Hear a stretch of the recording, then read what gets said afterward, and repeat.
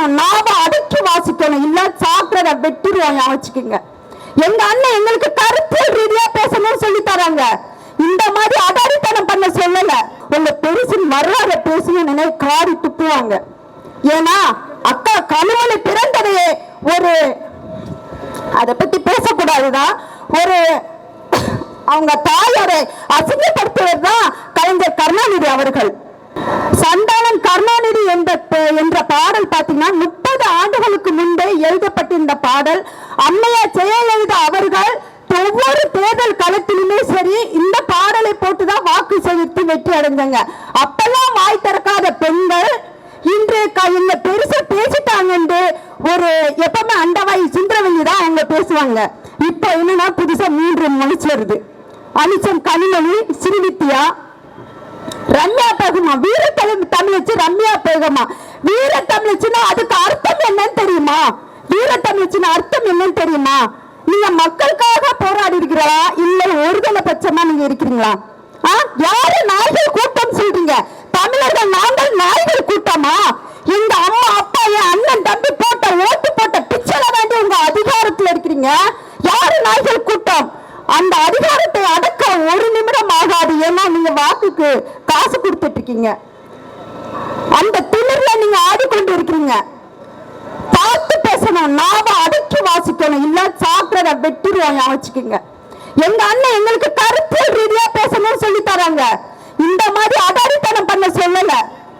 உங்க பெருச பத்தி பேசணும் நினைங்க. நீங்க சொல்றீங்க பெருச பத்தி பேச பேச வரலாறு மேலோங்கி வருங்க. உங்க பெருசின் வரலாறு பேசணும் நினைவு காரி துப்புவாங்க. ஏன்னா அக்கா கனிமொழி பிறந்ததையே ஒரு அதை பத்தி பேசக்கூடாதுதான், ஒரு அவங்க தாயோட அசிங்கப்படுத்துவது தான் கலைஞர் கருணாநிதி அவர்கள். எங்க போனீங்க?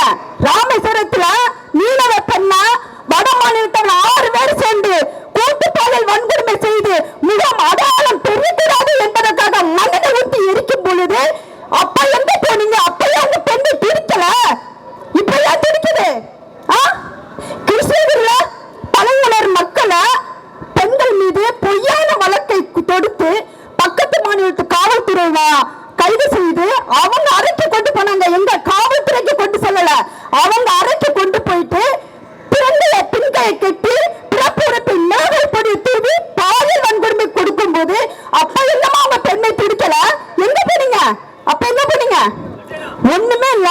போன மாதம் உங்க பொறுப்பாளர் கள்ளச்சாரத்தை குடிச்சு ஒரு ஊரு விதவை கோலத்துல ஆனாங்களே, அதுக்கு அவங்க கண்ணுமொழியை பார்த்து கேள்வி கேட்கல நீங்க? அப்பயும் அவங்க பெண்ணை பிடிக்கல. சொல்லுங்க. 2009 இனப்படுகொலை நடக்கும் பொழுது பெண்களை பிறப்பிறப்பை தூக்கி விட்டு வெடிக்கும் பொழுது அப்பயும் அவங்க பெண்ணை பிடிக்கல. நிறமாச கற்பிணியை வைத்து அறுத்து குளித்து வீசி எறியும் பொழுது அப்பயும் அவங்க பெண்ணை பிடிக்கல. இதை நாங்கள் கேட்டால் தற்கொலைகள் கூட்டமா? யார் தற்கொலைகள்? நீங்களா நாங்களா? நாம அடக்கி வாசிக்கணும். எங்கள் அண்ணன் ஒற்றை தலைமைக்காக நாங்க பார்த்துட்டு இருக்கோம். சும்மா சீமான் சீமான் சீன் போடாதீங்க. அண்ணன் சீமான் 14 ஆண்டுகளுக்கு முன் உங்களுக்கு எப்படி அது எனக்கு தெரியாது.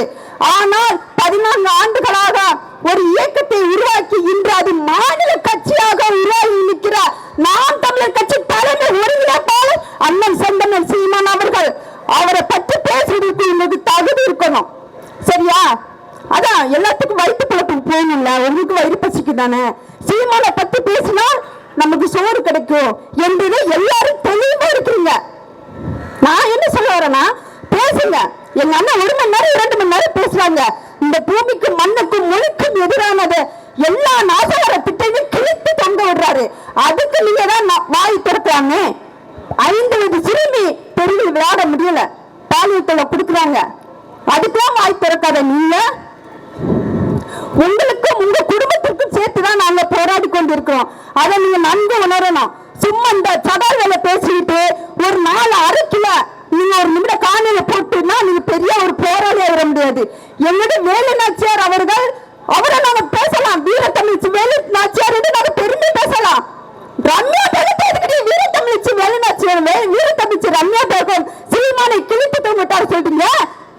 என்ன பேசினாலும் உங்க ஊடகத்துக்கு எந்த செய்தி கிடைச்சாலும் நீங்க அவதூறா பேசுவீங்களா? ஆயுதங்கள் பல ஆயுதங்கள் இருக்கும்போது தன்னுடைய ஒரு வலை